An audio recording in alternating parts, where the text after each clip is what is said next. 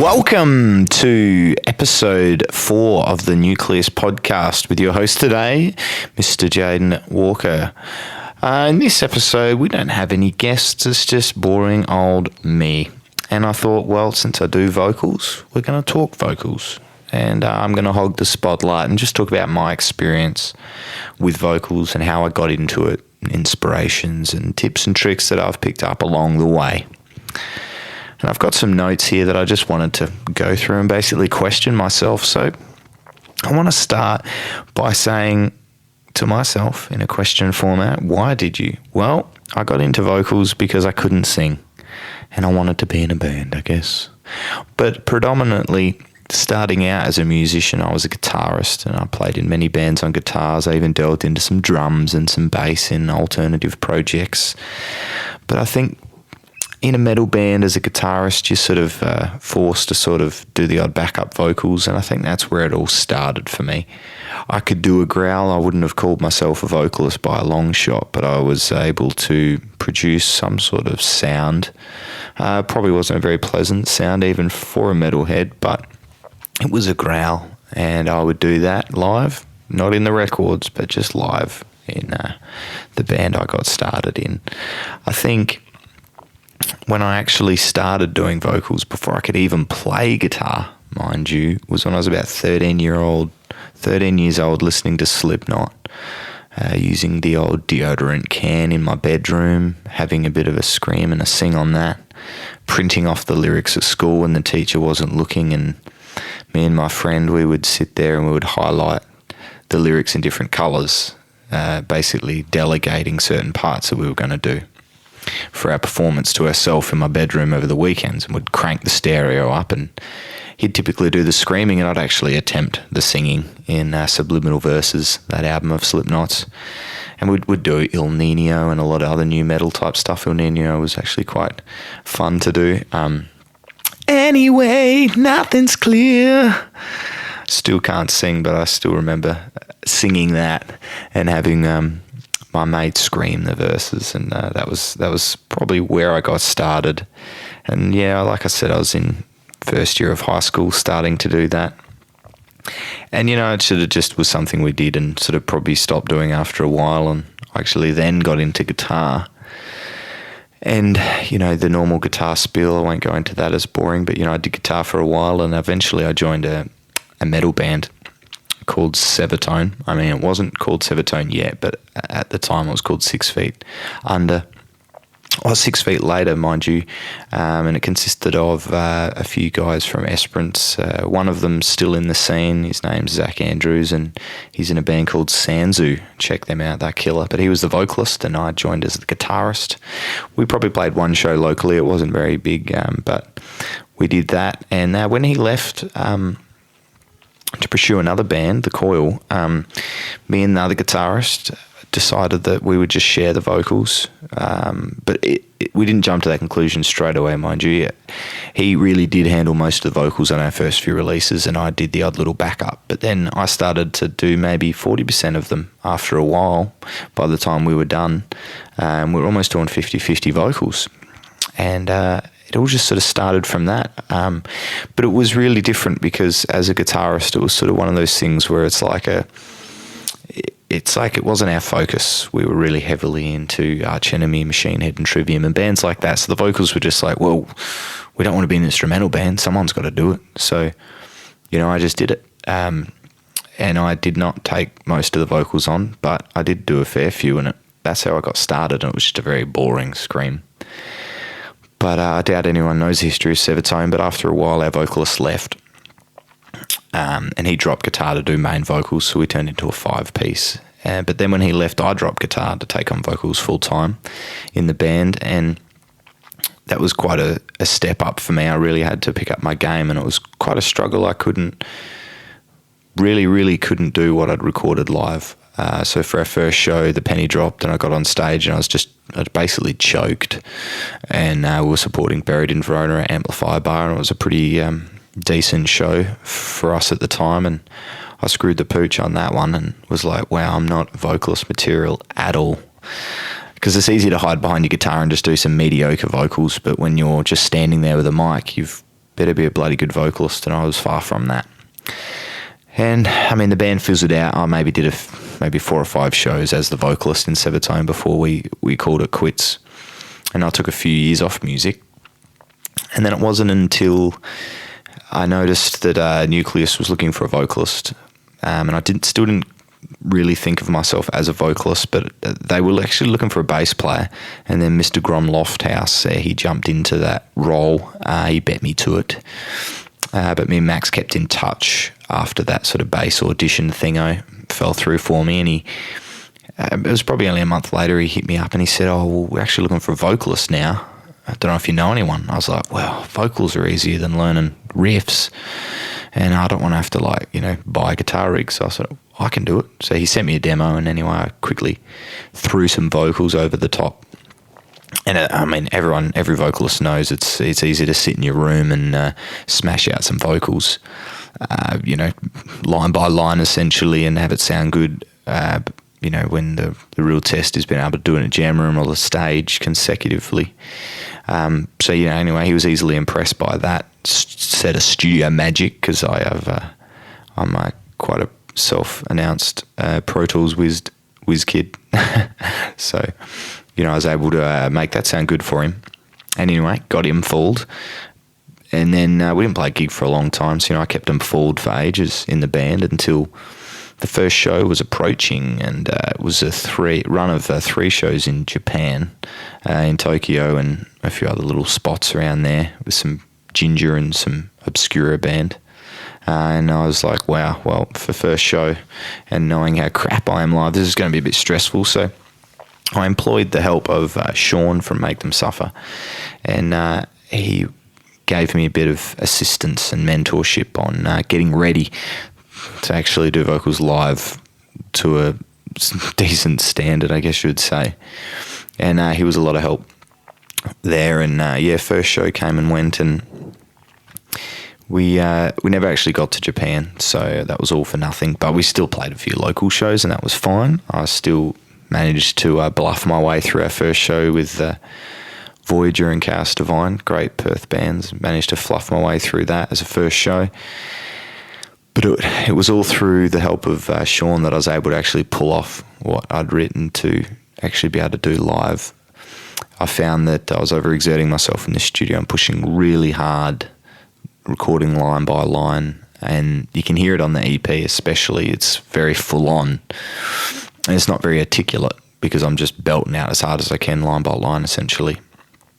And it's not until our newer songs, Pretend Pessimist and Mind Smear, where you can actually hear me sort of ease up a little bit, and that's more my true voice that I can do, start to finish without overexerting myself. And that was through Sean, basically an awkward moment of me having to scream in front of him at point blank in a dead silent room, which was awkward. I'm sure it'd be awkward for any vocalist. And he's just like, "Dude, you're pushing way too hard." And I was getting sort of migraines and stress headaches from pushing too hard and seeing stars and everything. I was going very red in the face. Because I'd never, ever even Googled how to scream. I just always had done it and assumed everyone just manned up and put up with that sort of shit. I'd never really quite, for lack of a better term, learnt how to scream properly. So, yeah, it was quite an interesting learning curve. And I was basically screaming twice as loud as I needed to, but it didn't add any extra distortion. And through some tests, if you're interested, you can hit me up. I'll send you some tests. I think I still got them saved in Pro Tools, but I'm basically screaming, at twice the volume for no extra saturation, basically. So I was louder, and I was exerting more energy, but it wasn't really to any benefit, especially through a mic. I'd let the mic do the work, just create the distortion and the gritty sound without forcing it so much like I was. So that was a huge learning curve, and I definitely was able to improve a lot after hearing that advice from Sean and growing as a vocalist. That was really, really a big eye-opener for me. And I really suggest anyone who's screaming, a lot of screamers, they scream through a mic, they scream on the record, and they scream live, but I challenge you as a vocalist to just scream in front of someone without a mic in a quiet room, and that someone would have to be someone that maybe also did vocals and knew a bit about it, and just have scream at each other and just sort of hear the differences and sort of be like, wow, you're a lot louder. Do you need to be? I'm a lot quieter, but I still get the same distortion as you. Should you be that loud? And really just try and compare notes. I mean, no one will sound the same as anyone. Everyone's got a different, unique voice, but I feel like that volume thing that a lot of people are fooled into, you know, trying to be loud, thinking that sounds better because it resonates more in your head, but you don't necessarily need to be louder to come across more brutal, I guess, if you want to put it that way. But yeah, I've definitely come a long way from using a deodorant can in my bedroom when I was 13 anyway. And I guess that's how I got started anyway. Another little note I had here is a funny story I thought I'd talk about. It's when I first started recording. When I was probably 14, probably the next year, I started recording in Reaver. And I was too embarrassed to track my vocals in the house because I was still living at home. So I had a Line 6 USB powered interface, and I was able to run that from my laptop remotely, essentially. So I'd pack it all into my car, and I'd go for a drive into an abandoned car park somewhere, and I'd record my vocals in the car so no one would hear me because I was too embarrassed to do it in front of anyone. And I think that's when you really find yourself as far as your sound and what you need to work on. I mean, no one can really progress as a vocalist unless they record and reflect and record and reflect. And yeah, that's definitely the way to do it. And that's what I used to do. So that was funny. And some people often ask me who my role models are, and it's sort of hard because I got into metal music because I was a guitarist, so I have sort of different influences to most typical vocalists that may be a vocalist throughout. But one of my main influences was Matt Heafy, because he used to shred hard and he could scream and he could sing, he could do everything. He was a banger. He was a god to me back in the day, and he's still a bloody legend. And I guess Winston McCall from Parkway being Australian, they were the big Australian band, and he had a good scream, and I used to always try and scream like him. Never could, but I've definitely always tried to base my lows on his. I really like his screaming. And then, I don't know how to pronounce his name, but Hernan Hermida from All Shall Perish. He's a rubbish vocalist in Suicide Silence, but when he was in All Shall Perish, he was a gun. And he really was the first sort of band I noticed that introduced me to this, like, different ranges and pig squeals and highs and all the crazy stuff that, Winston, Matt Heafy and people like that weren't really doing. So he was the extreme vocalist, and, that led me down the line of Job for a Cowboy and stuff. And I mean, everyone loves his vocals. And then I really got into Arch Enemy for their guitar work, and Angela just had such a demonic scream for a woman, which I just thought was amazing. So they're definitely some good influences that I had. And I've also found that lately I've been playing a lot of acoustic guitar, which has been helping me a lot with my vocals, not only as just a warm-up, but mainly as a creative exercise to really just get the creative juices flowing before I sit down and write the vocals for Nucleus. I like to play guitar, just play some 4-chord songs and just sing some cheesy stuff over the top. I don't know if anyone else does that, but I'd love to hear how you guys all like to warm up, and if an acoustic guitar is part of that.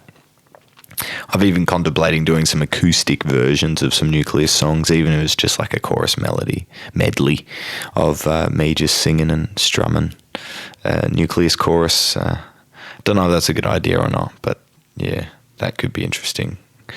And I've always played, acoustic with the harmonica and done some Bob Dylan and stuff like that, and it's great fun. It's great fun. If you're a screamer and you don't play acoustic guitar, you really should, because it's such a fun way to get creative. And I've actually started writing a lot of Nucleus choruses. Well, I wouldn't say write, but I get the ball rolling on Nucleus choruses with my acoustic, and it's just in standard tuning, and we use like drop G on 7 strings, so it's far from it. But Max is a bit of a music theory whiz, so he can sort of transcribe it into his tuning and make it sound nice in a metal song. But essentially I'll just strum 4-chord songs out and sing melodies, usually just about funny stuff. The lyrics are obviously not something that I write first. I generally like to get a melody underway before I put lyrics to it, because I feel that the melody really sets the stage for the mood of what the lyrics should be portraying. So I like to get the melody down first. But yeah, I'll sit on the acoustic and I'll just strum out funny lyrics, but the melody is the key, and I'll be, strumming out just basic 4 chords with a capo in different positions and different keys. I've slowly found what keys I enjoy, and that sort of sits in the pocket for my voice. And then I might do like 12 of them in an afternoon, just rushing them out. Nothing special, just real raw. And I'll send the guitar stem and the vocal stems to Max for those 12 little chorus snippets. And then he'll pick his favourite, transcribe it to his electric, put some drums to it. Sometimes he even pitches my vocals around to different keys because he had a different song in mind or something like that. And we've been writing choruses like that, and it's quite an interesting way to do it, and we've had some good results. Unfortunately, we haven't released a song that method has been implemented on yet. We've got 2 new songs underway. I've named both of them, and both of the choruses have essentially come from an acoustic guitar song that I wrote. So it's very interesting, and if I could show you the acoustic versions, which I might do one day, it's hilarious. They're far from what it turned out to be, generally in a different key, and they're generally like some weird pop punk feel, and then Max just works his magic and turns it into some sort of what you would call a nucleus chorus. So it's quite an interesting transformation, which I'll definitely be going into one day. I just don't want to spoil the new release with demos, so maybe once a song's done its dash, I'll bring out some demos to show everyone because it might ruin the experience if you could hear my crappy acoustic demos. But anyway, once I get the melodies down, then I'll work on lyrics, and my inspirations usually come from me attempting to create some sort of uplifting message, some positive message, something to inspire people and get them motivated is my main goal with lyrics. I also love metaphors and analogies, typically due to my Corey Taylor influences. But, I just love Jesse Leach's vocals. They are quite sad, so I try not to do those types of themes, but he's such a positive role model, and he's a great inspiration on my lyrics as well. So, I mean, if I could just, if I was playing Sims and I could just add my attributes for my lyrics, I'd just write 50% Jesse Leach from Killswitch, if you don't know, and 50% Corey Taylor. For his lyrics in Slipknot, not so much his other bands, they're a bit rubbish, but his Slipknot lyrics and Jesse Leach's Killswitch Engage lyrics, I'd love to do a mix of them, just their mentality behind everything and their subliminal yet, it's 2 really good lyricists that I admire very much. And I think I'd like to also mention that lately Nucleus has been a bit quiet. We've been pumping out the singles and we've been doing some YouTube videos. We've started this podcast, but we've been shuffling some members around lately due to conflicting schedules and stuff like that. We've been holding off releasing a song that we've got sort of in the bank. I'm finishing up some of my vocals, and then Max has got to retrack some guitars, but that song's underway. And I want to talk about that song for a little bit. I'm calling it Here's for Hoping. And it's just about finding inspiration, finding the strength to be not only positive, but just to move forward on something. And I've also found that it's one of those songs that the lyrics sort of did come first, despite my earlier mention of not writing the lyrics first. And it's been quite interesting to try and squeeze lyrics into a song, and I've found it very challenging, and I feel like a lot of lyricists write, I guess, what you would call a poem and then implement it into a melody over a song that's been written, but I'm quite the opposite. So to do the traditional way has actually been really a huge struggle to, it's like, no, I need these lyrics to fit. I need this story to start from A to Z and it has to be in that order. I need these syllables to fit. And I found it really difficult. And I'd be interested to hear if anyone else, which, side of the fence do you guys fall on? Do you write your lyrics first, or do you get a pattern or a melody down first and then get the lyrics to fit into it? And I mean, you'll always start with a storyline in your head, but as far as writing sentences and then having those exact sentences fit into a song that you potentially haven't heard before, to me seems like such a mission. And I'd be interested to hear if any of you guys actually do that. But anyway, that's a brief little insight into me and vocals and how I got started into it and why I still do it, which is it's still a question that I can't answer, why I do it. I wouldn't say that at all as a musician I aspired to be a vocalist. I think it was finding the right people and wanting to get involved with those people and that project, and the only slot being available was a vocalist. And bumping into Max and the boys in Nucleus, I just knew they had their heads on straight and knew they were hustling, and I thought, well, I want to get in on that. And I tried to get in on bass and I didn't, and they had a vocalist position open, so I got in on that. And I had to put my money where my mouth is and learn how to do vocals better to fit the slot for them.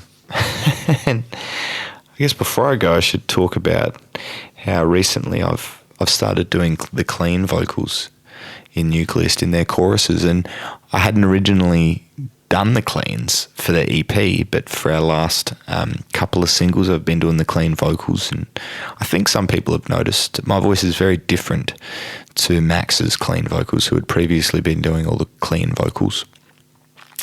And it's been quite fun, and I've been really humbled by everyone's feedback on the vocals, because I wouldn't classify myself as a clean singer.